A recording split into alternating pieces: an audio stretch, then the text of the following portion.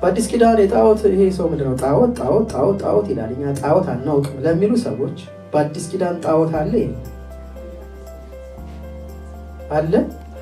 እርግጠኛ ናችሁ? እንግዲህ በአዲስ ኪዳን ጣዖት ካለ የአዲስ ኪዳን ጣዖታት ምንድን ናቸው? አሜን ነው ወይ? በደንብ መነጋገር ያለብን አይመስላችሁ? በአዲስ ኪዳን ውስጥ ጣዖት አለ ወይ? እኔ ጣዖት እያመለኩኝ ነው ወይስ አይደለም? በጌታ ቤትም ሆኜ እያመለኩ ይሆን እንዴ?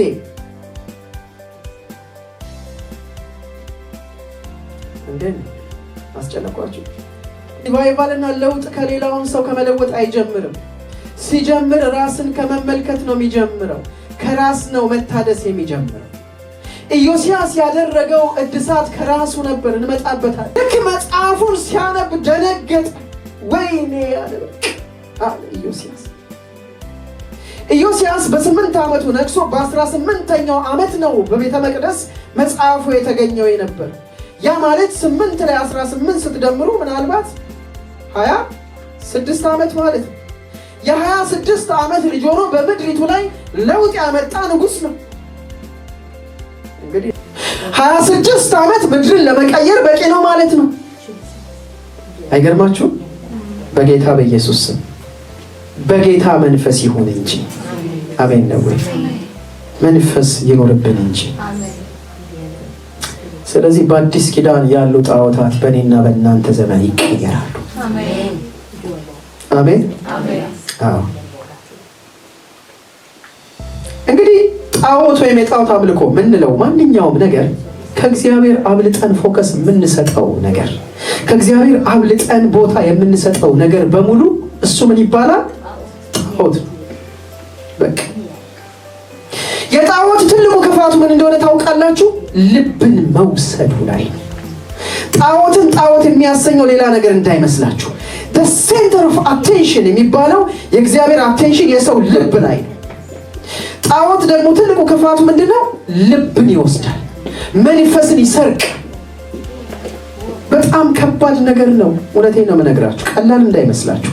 የጣዖት አምልኮ ማለት በጣም ከባድ ነገር። ለምን? ሰውን ልቡን ይሰርቅና ሰውየው በስጋ ይንቀሳቀሳል፣ መንፈሱ ግን ተሰርቋል። የለም ባዶ ነው ማለት ነው። አያችሁት? ስለዚህ የጣዖት አምልኮ ከእግዚአብሔር አብልጠን የምንወደው ማንኛውም ነገር እሱ ምንድነው? ጣዖት ነው። ከእግዚአብሔር እኩል የሆነብን ነገር ወይም በልጦ የምናገኘው ነገር ሁሉ እሱ ጣዖት ነው። በጌታ በኢየሱስ ስም ስልጣን ያከበርነው ያልገባን ነገሮች ዛሬ ከኔና ከእናንተ ላይ ይነቀል፣ በኢየሱስ ስም ይነሳ። አዲስ ኪዳን ጣዖት አለ። አዎ ቅዱሳን፣ አዲስ ኪዳን ጣዖታት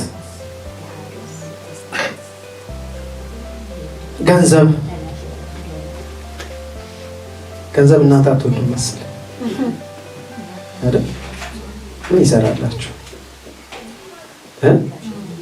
እግዚአብሔር ገንዘብ ጋር ጸብ የለበትም።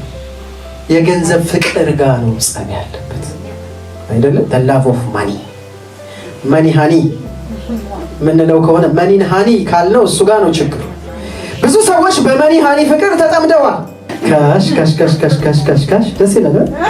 መኒ ሃኒ ከኔ ጋር ናችሁ? እግዚአብሔር ከገንዘብ ፍቅር በገንዘብ ከመጠመድ ይገላግል። ብዙ የሰበሰበም አያተርፍ፣ ጥቂት ያለውም አይጎልበትም። በመጠኑ መኖርን መለማመድ መልካም ነው። እውነቴን ነው የምነግራችሁ። ገንዘብን ምርጫችን ካደረግን ታላላቅ ነጋዴዎች መሆን እንችላለን። እኔ እርግጠኛ ሆኜ ነው የምነግራችሁ። ይቻላል። ከባድ ነገር የሚመስላችሁ ሰዎች አሉ አይደል? ግን ምርጫችን ግን የተጠራንበት ነገር ላይ ማተኮር ነው። ገንዘብ የእግዚአብሔርን መንግስት ስራ ለማስፋፋት ለማስካሄድ ይጠቅማል። ቤተክርስቲያንም ያለ ገንዘብ አትሰራም። ገንዘብ ስለሚያስፈልገን አይደለ ለጌታ ስጡ ብለን የምንለው። ነገር ግን በገንዘብ ፍቅር ቅዱሳን ሲጠመዱ ወደ እግዚአብሔር ቤት ኑ ሲባሉ ዛሬም ስራ አለኝ፣ ነገም ስራ አለኝ፣ ከነገ ወዲያም ስራ አለ፣ እንደ ፈርዖን የስራ ጡብ እየጠፈጠፉ መኖር ጣዖትን ማምለክ ነው። እግዚአብሔር እንኳን 6 ቀን ሰርቶ እኮ በ7ኛው ቀን አርፏል አይደል? ከእግዚአብሔር በላይ ሰራተኛ የሆነ ሰው አለ እንዴ? አንድ ቀን እንኳን ለጌታና ለቤተሰቡ ጊዜ የማይሰጥ ሰው ኢማጂን። እንግዲህ ይሄ ምን ይባላል እስኪ ንገር።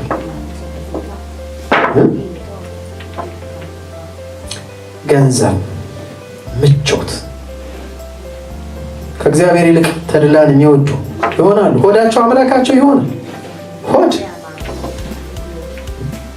በቀን 3 ጊዜ መብላት ዓላማችን ነው አይደል? በመሰረቱ በቀን 3 ጊዜ መብላት መጽሐፍ ቅዱሳዊ ነው እንዴ? በቃ እሱን ለእናንተ ትቼዋለሁ። እግዚአብሔር ቃል እንደሱ ያስተምራል። እንዲሁም አለመብላት እኮ ነው በጣም ጤንነት። እውነት ውሸት? አንድ ጊዜ መብላት ራሱ በቂ ይመስለኛል።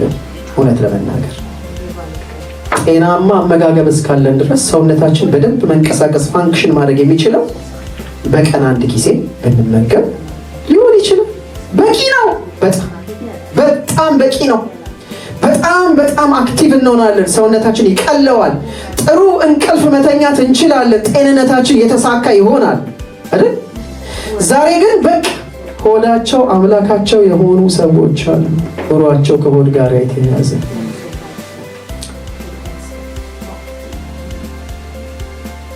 ሴክሹዋል ኢሞራሊቲ፣ ስልጣን፣ ስፍራ፣ እነዚህ አዲስ ኪዳን ጣዖታት ናቸው።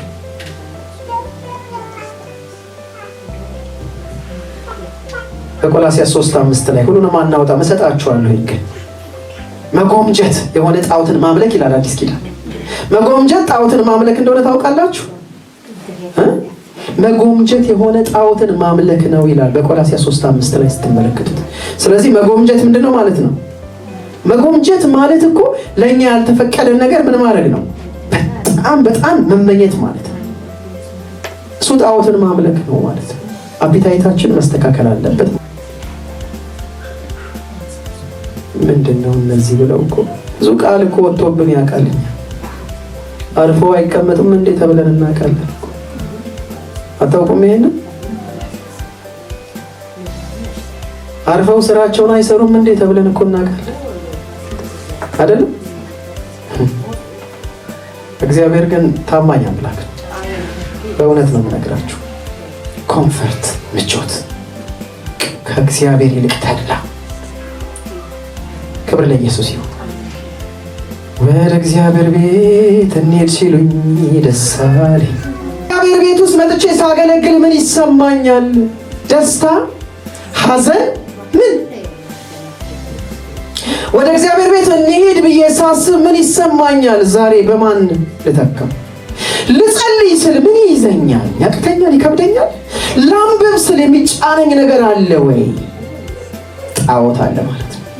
ካለ እየተዋጋህ ነው ማለት ነው። መጸለይ አቅቷል። አጋንንት በጣዖታት አሰራር ውስጥ ምን ያደርጋል? እየሰራ ነው ማለት ነው። እየተከተለህ ነው ማለት ነው። ባሪያ አድርጎ ገዝቶሃል ማለት ነው። የጸሎት ህይወትን ወስዶታል ማለት ነው። የቃል ህይወትን ሰርቆታል ማለት ነው ጨለማው። ስለዚህ ምን መሆን አለበት? መሰበር አለበት። ክብር ለኢየሱስ ይሁን። አሜን ነው። ያስፈልጋል። ታውቃላችሁ፣ ስለ አጋንንት ለማውራት ሳይሆን አሰራሩን ግን መግለጥ አስፈላጊ። እኛ ምን ሰብከው ኢየሱስ ግን የጨለማውን አሰራር ደግሞ ማወቅ ይጠቅመናል። መጽሐፍ ቅዱስ የገለጠውን ሁሉ መረዳት አለብን። ሰይጣን አሰራሩ እንደሱ። ለምንድን ነው ይሄ ሰው የሚከተለኝ የምትሉ ከሆነ ልኮት ይሆናል። በርከክ በልና ተመለስ በሉት። አሜን ነው። ምንድን ነው ይሄ ሰው ከኔ ላይ የማይወርደው? ካለኔ ሰው አላየም እንዴ የምትሉ ከሆነ ያንቀሳቀሰው ነው የዚህ የጣዖቱ አለ። የሚያሯሩጣቸው ሰዎች አሉ፣ መልእክተኛ አድርጎ ኤጀንቶቹ አሉ፣ ስራ አስፈጻሚዎቹ ይላካሉ በየደቂቃው።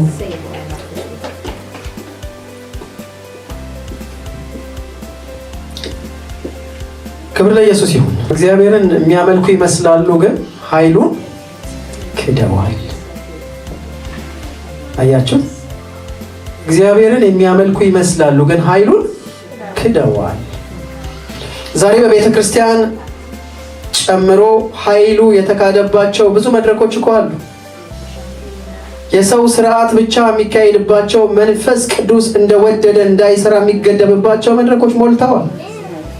በጸሎትና እግዚአብሔርን በመጠየቅ ፈቃዱ እንዲፈጸምበት አጥብቆ በመጸለይ የጌታ መንፈስ ሊድ እንዲያደርግ ሰዎች ነፃ እንዲወጡ ወንጌል በትክክል እንዲሰበክ አይፈልጉም ሰዎች። ከሰዎች ላይ አጋንንት ሲወጣ የሚበሳጩ ሰዎች ታውቃላችሁ። ይሄን በዚህ ዘመን ሞልቷል።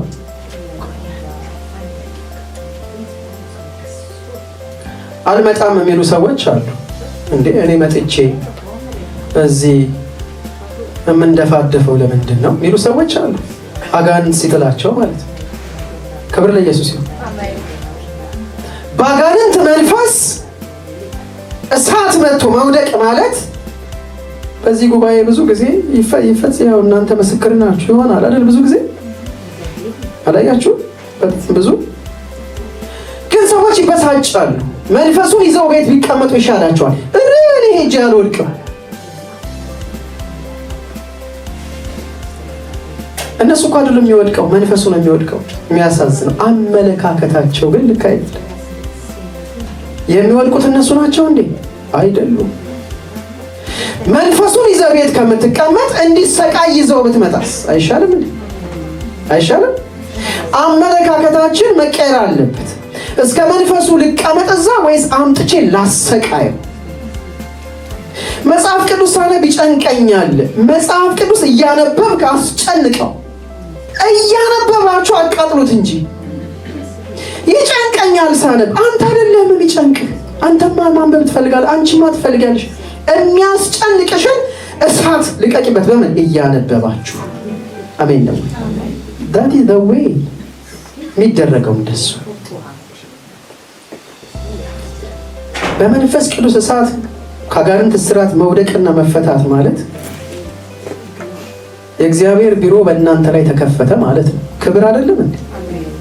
ያለ መንፈስ ቅዱስ ጣት አጋንንት ይወጣል እንዴ? ያ ማለት የእግዚአብሔር መንግስት እኮ በመንፈስ ቅዱስ ጣት ነው አጋንንት የሚወጣው ያለው ጌታ።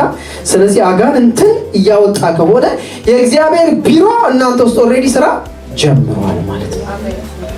እንግዲህ በዚህ ቃል ነፃ የወጣች እህት አለች እኛ መካከል አስታውሳለሁ አይደለም? ልክ ነህ? አዎ። መውደቅ በጣም ያሳቀቀኝ ነበር አለች ስትናገር።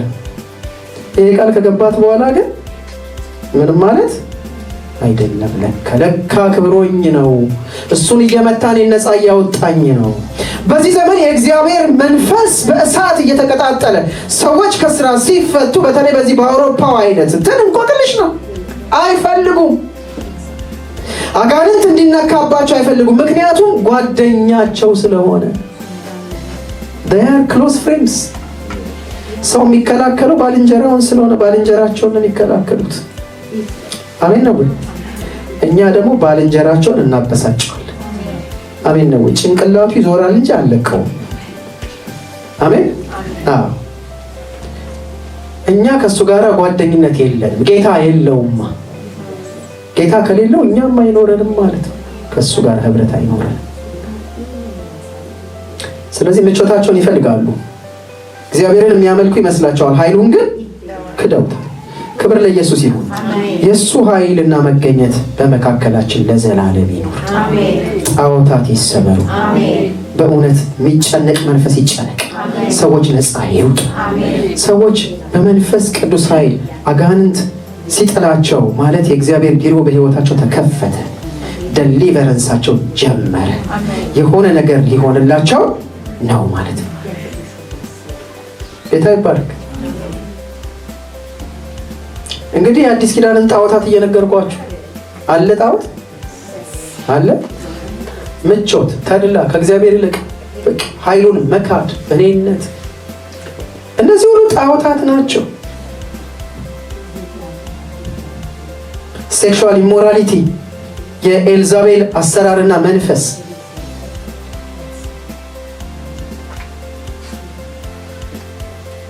ኤልዛቤልን እንግዲህ ስትመለከቷት እዚህ ጋር የኤልዛቤል መንፈስ በራእይ መጽሐፍ ላይ ተጠቅሷል። ያችን ሴት ኤልዛቤልን ስለምትተዋት የምነቅፍብህ ነገር አለኝ፣ ለጣዖት የተሰዋውንና የታረደውን እንዲበሉ ልጆቼ እንዲሴስኑ የምታደርግ ኤልዛቤል የምትባል ሴት ዛሬም አለች ብሎ በቤተ ክርስቲያን መካከል እኮ ጌታ ገልጧታል። ኤልዛቤል አለች። አዎ ኤልዛቤል ድሮ አልቀረችም። አለ መንፈሱ አለ፣ ተከትሎ ይሰራል፣ አላቆመም። ሴክሹዋል ኢሞራሊቲ እግዚአብሔርን ሰዎች የሚገፋ አንገትን ለመቁረጥ የሚያሳድድ የኤልዛቤል መንፈስ ነው። በቤተ ክርስቲያን ውስጥ የሚሰራ ጣዖት ነው። ትንሽ አገልግሎታችሁ ወጣ ካለ ውሃ ሊከልሱበት ይነሳል። የኤልዛቤል መንፈስ በኢየሱስ ስም የተመታ ይሁን። ቅናት አንገትን ባልቆርጠው ወዮልህ። እግዚአብሔር ካስነሳችሁ ደስ የማይለው ስትጸልዩ የሆነ ነገር ሲሆን የሚቀና ትንቢት ስትናገሩ የሚያኮርፍ በትክክል ይሁን እንጂ ችግር የለው። አሜን ነው። ጌታ ይባረክ። ኤልዛቤል መንፈስ ኤልዛቤል እኮ ተመልከቱ፣ ልጇ እንደተገደለ እያወቀች ኤልዛቤል ልጇ እንደተገደለ እያወቀች ልክ እዩ መምጣቱን ስትሰማ ተኳኩላ በመስኮት ብቅ አለች። ጌታውን የገደለ ዘምሪ ሆይ ሰላም ነውና አለች። ያንቺ ግልሙትና እያለ ምን ሰላም አለ አለ። አውርዱና ፈጥፍጧል። ኤልዛቤልን ቁልቁል ለቀቁት። በእግዚአብሔር ቃል እንደተጻፈው ለቀብር እንኳን የንጉሥ ልጅ ነችና ትቀበር ብሎ ሲያዝ ስትፈለግ ከመዳፏ በስተቀርና ከጭንቅላቷ አንዳንድ ነገር በስተቀር አልተገኘም። ደሟን ውሾች በሉት። የጣዖት አምልኮ መጨረሻ ውድቀት ነው። ምንም በረከት የለበትም። አጋንንትን ማምለክ፣ ጣዖታትን ማምለክ፣ ለራስ ምቾት መኖር መጨረሻው አያምርም፣ ሞት ነው። ጠላት ነፃ ስጦታ የለውም ሰይጣን። በእውነት በዚህ ዘመን እግዚአብሔርን በመፈለግ ውስጥ የሚሆነው በረከት ለዘላለም ሕይወት፣ ለዚህ ምድር ሰላም እግዚአብሔር ይሰጣል። ከፈተና ጋር ሰላም አለ። አሜን ነው። ጌታ ካለ ምን አለበት? አሜን። ስለዚህ ኤልዛቤል አለች፣ ዛሬ በቤተ ክርስቲያን ውስጥ አለች። ቅድስናን፣ ንጽህናን፣ ከእግዚአብሔር ጋር ያለን ነገር ለማቆሸሽ ሁል ጊዜ ዙሪያችንን ይዞረናል። በቃ ዲያብሎስን ተቃውሙት ከእናንተ ይሸሻል። መቃወም የማድረሻ ነው።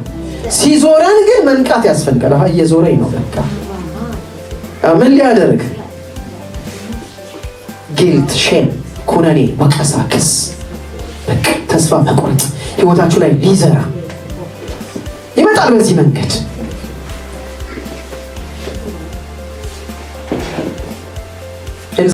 በላምም አለ። አዲስ ኪዳን ኧረ ሞልቷል የጣዖት ብዛት።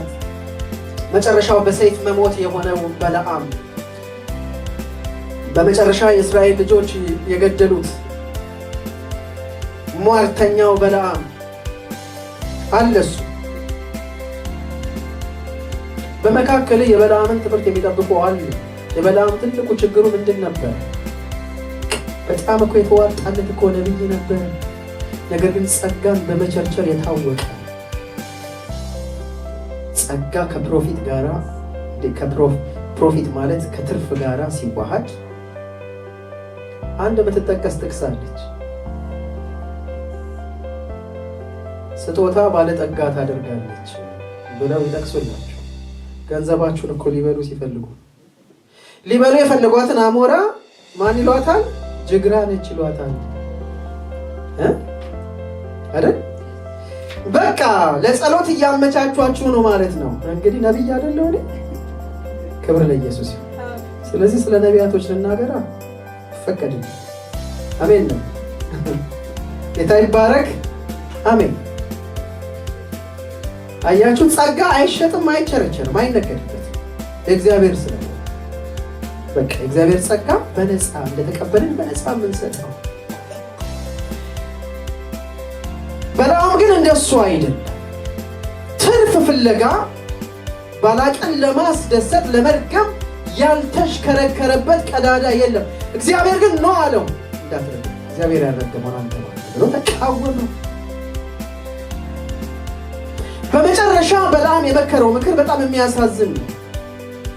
ህዝቡ ከሞዓብ ሴቶች ጋር እንዲያመነዝር ባላቅን መከረው። ስለዚህ ቆንጆ ሴቶች በእስራኤል ዳርቻ ላይ ፕሮቫይድ ተደረገላቸው። ከነሱ ጋር እያመነዘሩ የእግዚአብሔር ቁጣ ወጥቶ ከህዝቡ 6 ሰው አለቀ።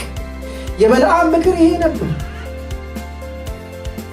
በቀጥታ በሱ ማርት እስራኤል እንደማይረገም ስላወቀ እግዚአብሔርን በሚያስቆጣው በተቃራኒ መንገድ መጣ። የበለዓም ትምህርት ስለ ገንዘብ በተለየ አቅጣጫ ሰዎችን የሚያስት አለ። ይሄ ጣዖት አምልኮ በቤተ ክርስቲያን ዛሬ እግዚአብሔርን የሚያበሳጭ የሚያስቆጣ የገንዘብ ንግድ ለዚህ ዘመንማ የነገሰበት የለም። በኢየሱስ በእውነት አለ ብላችሁ ታምናላችሁ? ጥግ ድረስ ነግሷል። ገንዘብ በቤተ ክርስቲያን ውስጥ ነግሷል። ጌታ ግን ያያ ጣዖትህን አውጣ ይላል። አገልጋይ ስለሆንክ ጌታ ግድ የለውም። ነቢይ ተብለህ ስለተጠራ፣ ሐዋርያ ተብለህ እግዚአብሔር ግድ የለውም። ጌታ የመጀመሪያ ግድ የሚለው ለቃሉ ነው። በቃ ፈልገው ለሚመጡ ሰዎች አስቀድመው አካውንት ካልሰጡ የማይጸልዩ ሰዎች አላያችሁ? መስጠታችሁ ራሱ ከጣዖት አምልኮ ጋር ያገናኛችኋል። ተጠንቀቁ። እሺ፣ ገንዘባችሁን ለማይገባ ቦታ ላይ አትዝሩ። ተጠንቀቁ። አትስጡ ገንዘብ ለእግዚአብሔር ቤት ብያለሁ አላልኩም። ያላቸው መሬታቸውን ሁሉ እየሸጡ እኮ ይሰጡ አሉ። በቅንነት በፍላጎት ነው ለእግዚአብሔር ቤት የሚሰጥ። በማኒፑሌሽን እና በቴክኒክ አይሰጥም አይደል? ጌታ ይባረክ። ገንዘባቸውን ለጌታ ቤት ስጡ ብለን እናገራለን። የተለየ ማስታወቂያ ግን እዚህ ቤት አንናገርም። ብትፈልጉ ስጡ፣ ባትፈልጉ አትስጡ። ጌታ ይባረክ። ስራው ግን ይቀጥላል፣ መቼም አይቆምም። ምክንያቱም ምንጩ ማን ነው? እግዚአብሔር ነው። የጠራን የታመነ ነው። ክብር ለኢየሱስ ይሁን። አሜን ነው ወይ? በቃ አገልጋይ በዚህ መንገድ ነው። ስለ ገንዘብ ያለው አቋም ጸጋ አይቸረቸርም፣ አይሸጥም። የሥጋ ስራ ደግሞ ጣዖት ነው ራሱ። ታውቃላችሁ በገላትያ 5:19 እስከ 21 ላይ ስትመለከቱ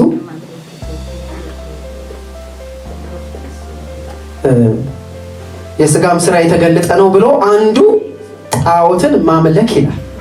ገላትያ ዝሙት፣ ርኩሰት ምናምን እያለ ይዘረዝርና ሌላስ ስለ ሥጋ ሲናገር ጣዖትን ማምለክ የሥጋ ስራ ነው።